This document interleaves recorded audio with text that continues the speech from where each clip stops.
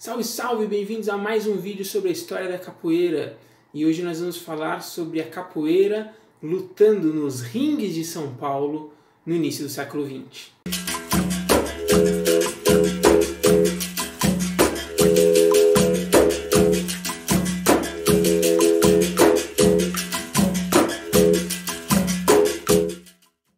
Bom, esse vídeo faz parte de uma sequência de vídeos sobre a história da capoeira em São Paulo no início e meados do século XX, que inclusive é o tema da minha dissertação de mestrado. Então, se você quiser saber mais sobre esse assunto, vou deixar aqui um link para você baixar gratuitamente a minha dissertação no banco de teses da USP, ok? E se você não assistiu os outros dois vídeos que eu fiz sobre esse tema, assista, vou deixar aqui também o link para vocês assistirem um vídeo sobre a capoeira nas ruas de São Paulo e o outro sobre a capoeira noticiada nos jornais como a verdadeira arte nacional.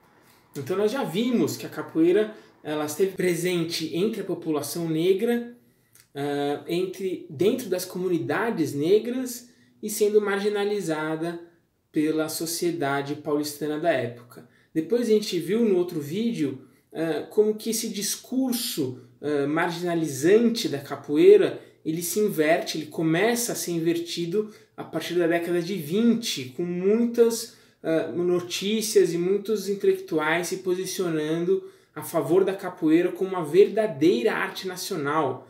Então, defendendo que a capoeira fosse ensinada em escolas, em quartéis, etc.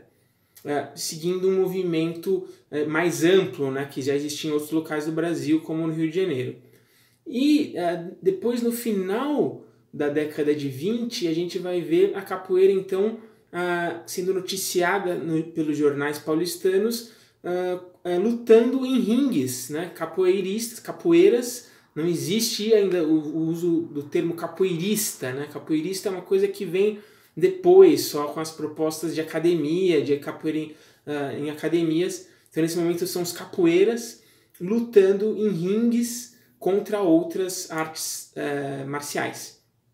Isso começa a partir do final da década de 20, e nesse vídeo de hoje eu vou falar sobre dois casos importantes, os mais importantes, e os primeiros a serem noticiados nos jornais. Bom, a presença da capoeira nos ringues, lutando contra outras artes marciais, não é algo exclusivo de São Paulo, né? Então já existia casos no Rio de Janeiro, por exemplo, o caso do Ciríaco, né? Um capoeira que lutou contra o Sadamiaco, um lutador de jiu-jitsu, e venceu em 1909, uma luta emblemática, né? Que inclusive impulsionou esse discurso da capoeira como uma arte brasileira capaz de enfrentar as artes marciais estrangeiras, né? Isso existe no Rio de Janeiro, na Bahia também, né? Então há casos de capoeiras nos ringues. O próprio mestre Bimba era um vencedor, né? Lutou várias lutas e se consagrou nos ringues baianos, lutando usando a capoeira. E em São Paulo, a primeira luta que a gente vê sobre capoeiras nos ringues é em 1928. Um lutador carioca, né, que vem para São Paulo lutar, e aí é noticiado pelos jornais. Isso ganha uma certa repercussão. Esse capoeira é o Baiaco. O Baiaco é o Oswaldo Caetano Vasques, que é um sambista carioca conhecido da turma do Estácio, que é um grupo importante, né, do samba carioca. E ele é um dos fundadores da Deixa Falar, que é a primeira escola de samba do Brasil, né, fundada exatamente em 1928.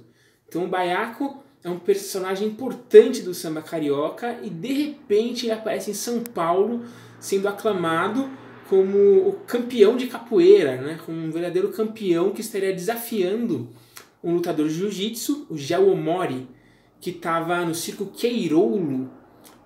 Ele se apresentava nesse circo, que ficava na Praça dos Correios, ali, né? Estava armado na Praça dos Correios, bem no centro de São Paulo, e esse lutador, o Gel Omori, desafiava qualquer um a vencer ele nos ringues.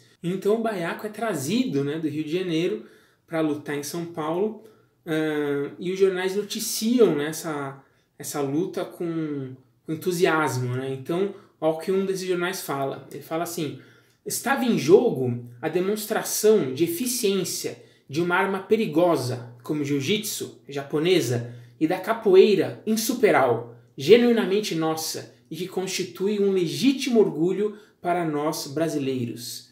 Então, a gente percebe o tom, né, do discurso, né, que era extremamente marginalizante em relação à capoeira. Na mesma década, né, 1920, tem casos de violência urbana onde os jornais continuam tratando, né, a capoeira de forma bem marginalizante e ao mesmo tempo aclamando como uma arte nacional, imbuindo ela de grande nacionalismo. Bom, a luta do Baiaco e do Geo Mori ocorre então no dia 19 de outubro de 1928 e no dia seguinte os jornais anunciam, indignados, a derrota do Baiaco para o Geo Mori. Eles acusam a luta de marmelada, né? E que o circo Queirolo teria armado essa luta apenas para ganhar mais público, né? E tornar o Geo Mori ainda invicto e, portanto, atrair mais atenção para ele. O fato é que o Baiaco luta e ele é imobilizado no 5º assalto e perde a luta. Os jornais também reclamam muito porque o Baiaco estava de kimono e segundo eles, e de fato, né, isso não seria da capoeira e, portanto, seria uma desvantagem, né, para o Baiaco e uma vantagem para o Geo Mori, que poderia usar as técnicas de agarrar kimono, enfim. Bom, uma questão que surge é o seguinte: o Baiaco, afinal, era um capoeira ou não, né? A gente sabe que ele era um sambista, um cara da malandragem carioca, né? Com certeza se envolvia em disputas físicas e frequentava esse mundo da capoeiragem também, né? Esse mundo popular ali do Estácio. Então provavelmente tinha contato com capoeira ou com pernada carioca, que é uma variação, né, da capoeira, uma transformação que a capoeira passou. Mas realmente ele era um mestre, uma pessoa, um especialista, ou será que ele era um aproveitador, né? Afinal, talvez tenha surgido a oportunidade de ele vir para São Paulo, ganhar um dinheiro, sair do Rio, porque às vezes o negócio estava quente para ele ali, e aí, será que afinal ele foi um aproveitador ou de fato ele era um capoeira, né? Isso a gente não tem como saber. Mas o fato é que essa luta, ela, de certa forma, abriu portas para outros capoeiras aparecerem, se pronunciarem. Não sei se talvez por estarem acuados, afinal existia uma perseguição à capoeira, e de repente começam esses discursos, aparece uma luta, então aparecem outros capoeiras em São Paulo, e os discursos dos jornais defendendo a capoeira aumenta também, né? Então dá para ver que existe um clamor, né, nesse sentido. No dia seguinte da luta do Baiaco com o Geo Mori, aparece na redação do Diário Nacional, que foi o principal jornal que cobriu as lutas de capoeira nesse período e que também defendia com maior vigor a capoeira como arte nacional, né, com esse discurso nacionalista. Aparece na redação desse jornal um outro capoeira, o Argemiro Feitosa, desafiando o Geo Mori para uma luta. E mais, o Feitosa ele faz um comentário sobre a luta do Baiaco que é interessantíssimo para a gente entender essa capoeira desse período. Então, olha o que o Feitosa fala. Baiaca começou bem, dando o toque inicial, seguido de um rabo de frente. Defendendo esse ataque, o japonês afastou-se, ficando completamente a descoberto. Era a hora propícia e esplêndida para que Baiaco, aproveitando o impulso do rabo de frente, passasse uma rasteira, seguida de 2 rabos de arraia de costas, caindo imediatamente na posição invencível que é o do pulo do passarinho. Perdeu Baiaca, nessa fase, uma ótima oportunidade de pôr fora de combate o seu adversário. Pretendeu o japonês dar uns golpes de perna, avançando para Baiaca, ameaçando savatadas. Ficou assim muitas vezes, apoiando num pé só, completamente a descoberto, perdendo o capoeira muitas oportunidades para passar a rasteira, o rabo de arraia e dar outros golpes de efeito. As perseguições de Omori, muito facilmente Baiaca teria se esquivado, caindo no passarinho. Na pegada de gola, o japonês ficou ainda descoberto para uma tirada de lado, forte golpe no peito produzido pelo pé. Então a gente percebe as semelhanças, né, e diferenças com a nossa capoeira, né, e como as transformações. Né? Então de fato há golpes, né, rabo de arraia, rasteira, que a gente conhece na capoeira atual, mas eu não sei se alguém conhece aí o pulo do passarinho, que segundo o Feitosa seria uma posição invencível da capoeira. Então é um relato, né, de época muito interessante. O desafio é aceito pelo Omori e imediatamente começa uma repercussão na mídia, nos jornais, sobre a luta. Então vários jornais começam a noticiar o evento e a preparação da luta, e falando sobre o Feitosa também, né? O Argemiro Feitosa, que era um cearense que aprendeu capoeira na Marinha, assim como o Baiaco, e o Feitosa ele morava em São Paulo há algum tempo, e aí ele começa a ter uma certa repercussão, começa a entrevistar ele, né? E aí aparecem outros aspectos interessantes da capoeira. Olha só o que o Feitosa fala para um jornal um pouco antes da luta. Penso que os pequenos centros onde se ensina agora, em pequena escala, capoeira, deveriam congregar-se e formar um grande instituto, muito mais eficiente para a difusão desse esporte. Há na capoeira 17 golpes principais, conhecidos por todos os capoeiras. Estes são melhores segundo a maior ou menor habilidade de aplicá-los, devendo fazer uso de muitos contragolpes e movimentos suplementares. Bom, então, afinal havia centros de escolas e centros de ensino da capoeira em São Paulo na década de 20, né? Isso não dá para a gente saber exatamente, mas o Feitosa está falando que existe, né? E dá para perceber pelo discurso dele que havia uma certa organização, havia um certo método, né, nessa capoeira, com divisões de golpes, enfim. Né? Fora isso, o Feitosa ainda fala que ele quer abrir um centro de ensino de capoeiragem em São Paulo e que ele quer publicar um livro sobre capoeira. Né? Então, coisas muito fortes e importantes, né, para esse período onde não existia ainda de fato um projeto de capoeira vingando no país. A gente está falando do final da década de 20. Né? Bom, os jornais continuam noticiando a luta de forma vigorosa e ela é adiada, inclusive, algumas vezes, e no final acaba acontecendo no dia 13 de janeiro de 1929, no campo do São Bento, que era um time de futebol. É uma luta que recebe um grande público, né? Inclusive autoridades, pessoas de fora de São Paulo, né? Que vêm assistir a luta. Então ela tem uma repercussão grande na mídia e tem um amplo público, né? Que dá para ver que mobiliza a sociedade. Bom, o fato é que o Feitosa perde a luta novamente, né? O capoeira perde e já o Omori continua invicto. E isso gera uma indignação novamente dos jornais, né, que estavam realmente numa campanha, né, querendo provar a eficiência da capoeira sobre o jiu-jitsu. Isso frustra e indigna os jornais, né, que no dia seguinte ficam reclamando e se questionando por que o Feitosa teria perdido essa luta. Então o Diário Nacional fala, só um trechinho, o fracasso deste último, do Feitosa, como dissemos, parece inexplicável. Ele é mestre de capoeira, com diversos alunos, fez exibições que agradou muito o público e não pediu um tostão para enfrentar o Omori. Então ele não cobrou, né? Não queria dinheiro pela luta, então não fazia sentido ele ser marmelada, né? Ele ter perdido.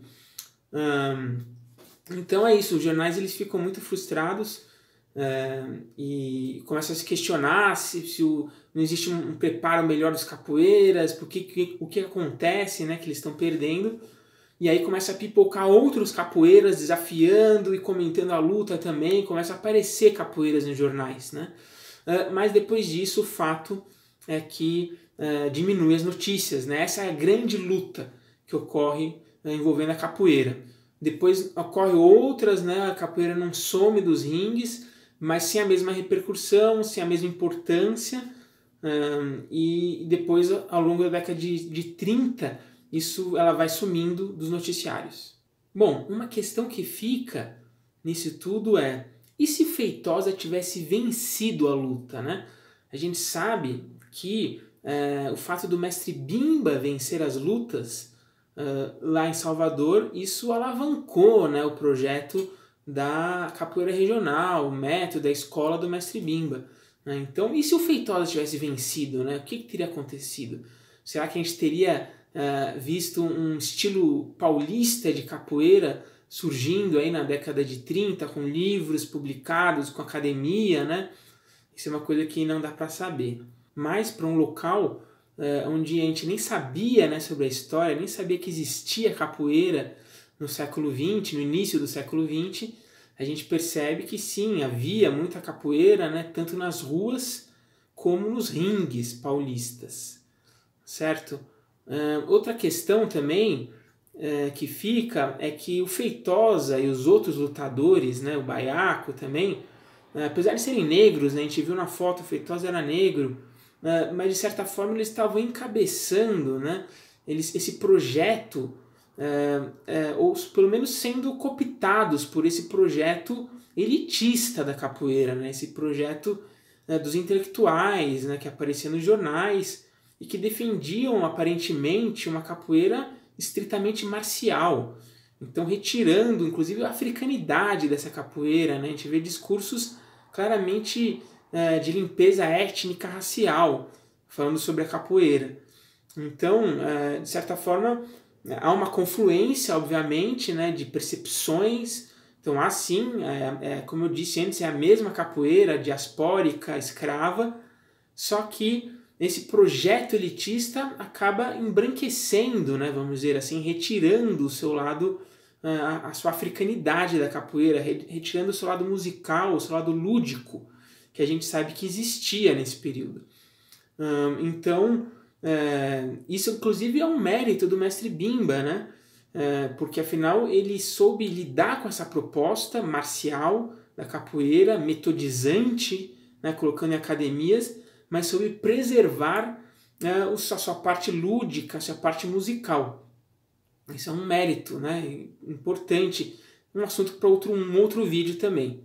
Mas em São Paulo houve também uma proposta musical, lúdica, forjada no interior das comunidades negras de São Paulo e que ganha força a partir da década de 20, exatamente, 30, e que vai até a década de 70, mas que muda de nome, talvez até como uma estratégia de se proteger, né? E se torna uma nova forma de cultural, de transformação da capoeira no século XX, tipicamente de São Paulo, se juntando com o samba que está explodindo pela cidade nesse momento. E essa transformação da capoeira chama-se tiririca, mas isso será o tema para o nosso próximo vídeo, porque esse aqui já está muito longo também. Então, se você curtiu esse vídeo, curta, compartilhe, mande para outros capoeiras interessados em saber sobre a história da capoeira em São Paulo e não perca o próximo vídeo sobre a tiririca. Beleza? Um forte abraço e até a próxima.